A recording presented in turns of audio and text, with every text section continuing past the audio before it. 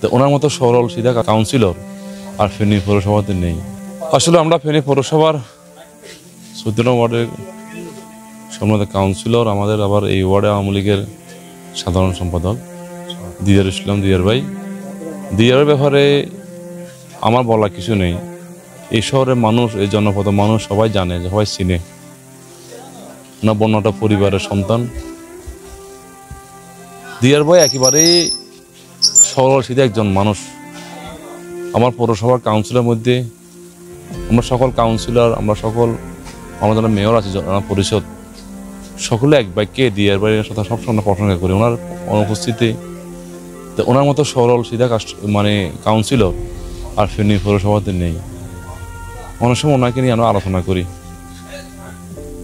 দিয়ার ভাই আজকে হঠাৎ আসলে আমাদেরকে ছেড়ে চলে যাবে এটা আমরা চিন্তা করি নাই। ওনার একটা মাত্র মেয়ে, তার পরিবার আছে। এই হঠাৎ আকস্মিক মৃত্যুটা আমাদেরকে ভীত করেছে। আমরা ফেনী পৌরসভা পরিবার শোকাহত, আমাদের পৌর আওয়ামী লীগ শোকাহত। আমাদের এমপি মহোদয় ওনাকে দেখিয়েছেন। বাদ মাগরিব ওনার বাড়ির দরজায় ওনার জানাজা নামাজ অনুষ্ঠিত হবে।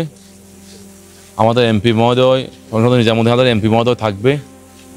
আমি আপনাদের মাধ্যমে সকলকে বলতে চাই যে ওনার জানাজা নামাজ বাদ মাগরিব ওনার বাড়ির দরজায় যে স্কুল মাঠ আছে সেই স্কুল মাঠে অনুষ্ঠিত হবে।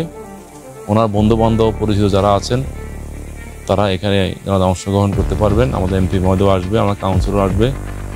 আমরা পৌর পরিষদ আমরা শোকাহত। আমরা 3 দিনের শোক কর্মসূচি দিয়েছি, আওয়ামী লীগকে দিয়েছি। আমরা আজকে সবাই শোকাহত। আমরা এই মুহূর্তে বলার মতো পরিবেশ নেই। শুধুমাত্র আল্লাহ রাব্বুল আলামিনকে বলি ওনার পরিবার যারা আছেন তাদের আল্লাহ এই শোকটা যেন সইতে পারে সে শক্তি দান করো। আর ওনার সকল গুনাহ জানা অজানা সকল গুনাহ আল্লাহ তাকে মাফ করে ওনাকে বেশি নসিব করো। আপনার সবার জন্য দোয়া করবেন। এরকম সৎ একজন ব্যক্তি, ভালো একটা মানুষ, আমার মনে হয় না এই ওয়ার্ডে জন্ম হবে কিনা। এই প্রজন্মে এরকম মানুষ আর পাবে না।